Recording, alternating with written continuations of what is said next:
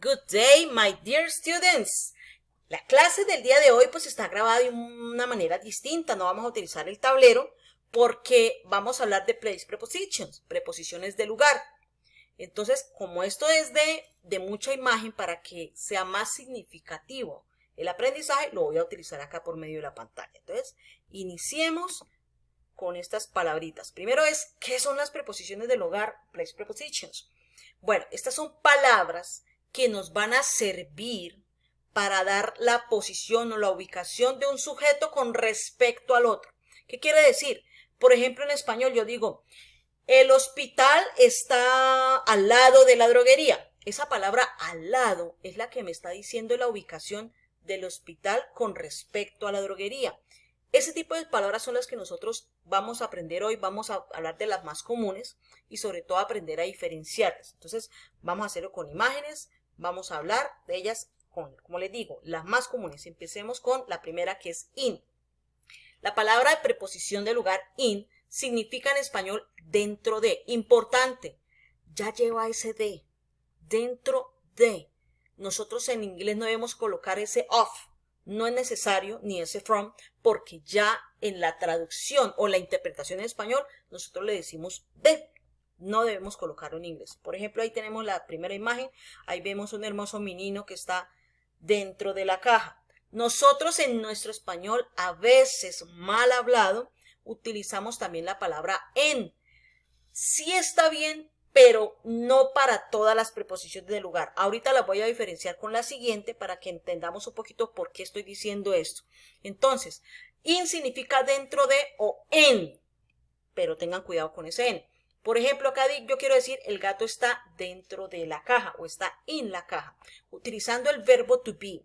Entonces coloco primero el sujeto, que sería the cat, al cual me voy a referir, el verbo to be, que en este caso es el is porque es singular.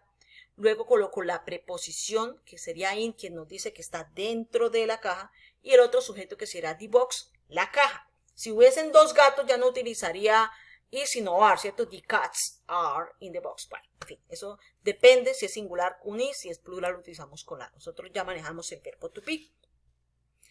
Listo, pero miren acá, vamos a hablar de otra preposición muy común, que es el on.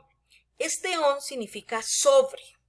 También a veces, mal dicho, decimos en y debemos tener cuidado. Miren esta imagen. Acá tenemos unos libros que están acá sobre esta mesa. ¿Por qué digo sobre esta mesa? Porque nosotros a veces decimos, por quizás ser un poquito más prácticos, pero terminamos dañando la oración, decimos, los libros están en la mesa. No, ahí es donde fallamos. En significa dentro. Por eso tenemos esas fallas en nuestro español y cuando las vemos en inglés nos confundimos. Entonces, no, cuando aquí están sobre, teniendo un contacto, esto es una parte fundamental porque hay un contacto entre los dos sujetos, entre el libro y la mesa, se están tocando, tienen un contacto. Entonces utilizo la palabra on. En este caso sería, the books are, porque son plural, los libros están, on the table, sobre la mesa. Quitemos ese en la mesa porque eso está mal dicho. Listo, vamos a la siguiente preposición. Bueno, la siguiente preposición es above. Pila con la pronunciación. Above. No olvidemos que en inglés cuando una palabra termina en E, la E no suena y la V tiene una fonética de labio dental, de labios y diente, como la F. Above, above. ¿Qué significa? Sobre. También a veces lo podemos decir como una encima, pero con esa encima también hay que tener mucho cuidado. Cuando hablamos de above, sobre, no tienen contacto. Si los dos sujetos no tienen un contacto, como en este caso yo voy a hablar del reloj. Miren ese reloj. No tiene un contacto con este estante de libros. Yo quiero referenciarlo con este estante de libros. No con los libros, sino con el estante. Entonces, si vemos, no se están tocando. Desde mi visualización, yo puedo decir, el reloj está sobre el estante de los libros, desde mi visualización, ¿sí? Entonces, si los dos sujetos no tienen un contacto, está fijo ahí, pero no se tocan, entonces yo utilizo la preposición above y puedo decir, the clock is above the bookshelf. El reloj, este relojito, está sobre el estante de los libros. No estoy hablando de los libros, hablo del estante. Ahora vamos a hacer la diferenciación con below, con la misma imagen, pues para que sea más clara. Below significa debajo de o abajo de. Nuevamente, no tiene un contacto. Ya no voy a hablar del reloj, sino voy a hablar del estante de esos libros. Entonces, miren acá cómo queda. Entonces, cuando yo hago una oración con este tipo de preposición, queda así, espera un momentico. Bueno, the bookshelf is below the clock. El estante de los libros está debajo del reloj o abajo del reloj. Nuevamente, no tienen un contacto. Voy a referirme a que está debajo o abajo. ¿Listo? Under. Este under significa bajo o debajo de. Sí, como el below. Acá tampoco importa si hay contacto o no hay contacto. ¿Sí? Por ejemplo, este perrito. Yo digo, el perro está debajo de la mesa. ¿Sí? O bajo la mesa. Entonces, cuando yo voy a utilizar esta preposición, este debajo o abajo, debo utilizar la palabra under. Quedaría, the dog is under the table. Está debajo de la mesa o abajo de la mesa, como lo quieran ustedes interpretar en nuestro español. Bueno, acá tenemos una preposición muy particular que es over. Over significa sobre. Pero pilas con este sobre, porque dicen, bueno, pero on también significa sobre. Sí, on significa sobre, pero cuando tiene contacto y está quieto. En cambio acá este over tiene dos usos. Cuando hay contacto, pero lo cubre. Y cuando no hay contacto también, pero hay movimiento. ¿Cómo así? Vamos a mirar las imágenes para que nos quede más claro. Voy a hacerlo con las dos formas. Miren, aquí tengo los dos ejemplos. Voy a referirme aquí a esta cobija que está sobre el niño, lo está cubriendo. Cuando yo voy a tapar algo con una cobija, como por ejemplo acá este niño, yo utilizo over porque lo estoy cubriendo. Por eso acá dice lo cubre. Y acá tenemos el over. No hay un contacto entre los dos sujetos, ¿sí? Pero uno tiene movimiento, porque si ven acá, la ovejita está brincando, está pasando por encima de esta cerca. Entonces aquí el contacto lo hay, pero está cubriendo. Acá no hay un contacto, pero tiene movimiento. Entonces, ¿cómo quedaría? Dice, la cobija está sobre el niño. Y acá sería, la oveja está sobre la cerca, pero porque tiene movimiento. Entonces diría, the blanket is over the boy. Y the sheep is over the fence. Entonces hay que tener mucho cuidado con esas preposiciones que son similares. Yo quiero hacer una pequeña pausa y diferenciar ese on es con diferenciarlo con el over y con el below, ¿cierto? Entonces yo diría above, perdón. On, por ejemplo, en mi mano y este tarrito que tengo acá, porque hay un contacto. Hay un contacto entre los dos sujetos que estoy hablando. Pero si fuera above, digamos que está por acá arriba colgado, está fija, pero no tienen un contacto, diría above, above.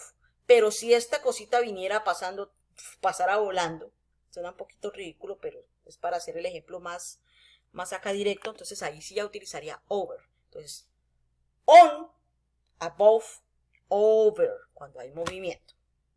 ¿Listo? Está muy común, in front of, esta es la preposición que les decía que sí tiene ese of, esta sí lo tiene, sí lo lleva por pues, ortografía, enfrente de, no importa si tiene contacto o no tiene contacto, de los dos contextos se puede utilizar. Por ejemplo, acá tengo esta imagen de este perrito que está enfrente de su casa, de su pet house. Te diría, el perro está enfrente de la casa, the dog is in front of the house. Utilizo enfrente de, in front of. Esa es muy común, no tiene nada así como particular. Tenemos el detrás de, también no hay problema si ahí está haciendo contacto o no lo está haciendo. Acá tengo este referente que es esta imagen de este gatito que está detrás de esta caja. Entonces diría, el gato está detrás de la caja. The cat is behind the box. Las palabritas que debemos ir memorizando. Vamos a hablar de una preposición que tiene similitud, por eso las vamos a trabajar las dos a la vez, cerca y lejos. Cuando vamos a hablar de cerca de, utilizamos near. Y cuando está lejos de, utilizamos far. Miremos la imagen. Voy a utilizar en una sola imagen las dos para pues poderlo entender mejor. Bueno, acá tengo la misma imagen y acá el referente va a ser con este niño. Entonces, si el niño está cerca, yo voy a decir que el niño está cerca de la casa. Yo digo, the boy is near the house. Pero si yo voy a decir que está lejos, entonces ya utilizo far.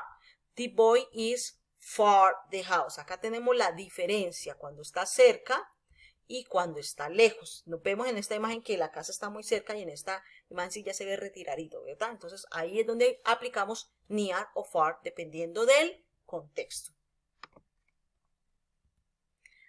Otra muy común es next to, al lado de. Puede tener contacto como puede que no. Yo sé que la palabra next no es desconocida porque es siguiente, pero como preposición de lugar, con el to ya cambia la interpretación en el español. Ahora queda al lado de. Acá tenemos esta imagen donde vemos una niña al lado de la caja. Entonces decimos, the girl is next to the box, utilizando el next to. Debemos tener cuidado y quiero hacer énfasis en algo. Cuando escribimos este tipo de oraciones con esta preposición, es muy usual que a las personas se les olvide colocar una T, quizás porque vemos dos T's cerca, pero pilas, hay que ser muy exacto con la escritura. Next termina en T y la siguiente palabra también empieza por T, entonces que no se nos vaya a olvidar. Between, bueno, ya llegamos a las últimas. Esta palabra between significa en español entre o en medio de, pero miren acá, en medio de dos. Cuando vamos a hablar de algo que está en medio de dos, por ejemplo, esta manzana que está en medio de estas dos cajas, yo estoy obligada a utilizar este between. Por ejemplo, dice, the apple is between the boxes. Cuando yo digo between, ya estoy diciendo que está en medio de dos. Ya estoy diciendo que está en medio de dos. No tenemos que escribir between two boxes. Sería redundante. Pero sí es importante saber que cuando está en medio de dos cosas, es obligación utilizar between, sin importar si lo vamos a interpretar en español, entre o en medio de.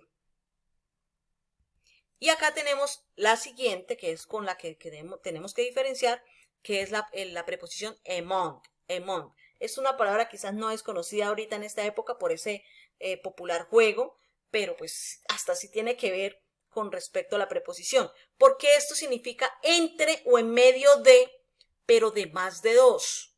No importa si es 3 hasta el infinito, no importa el número, pero solamente el hecho de que sea en más de 2, ya estoy obligado a utilizar among.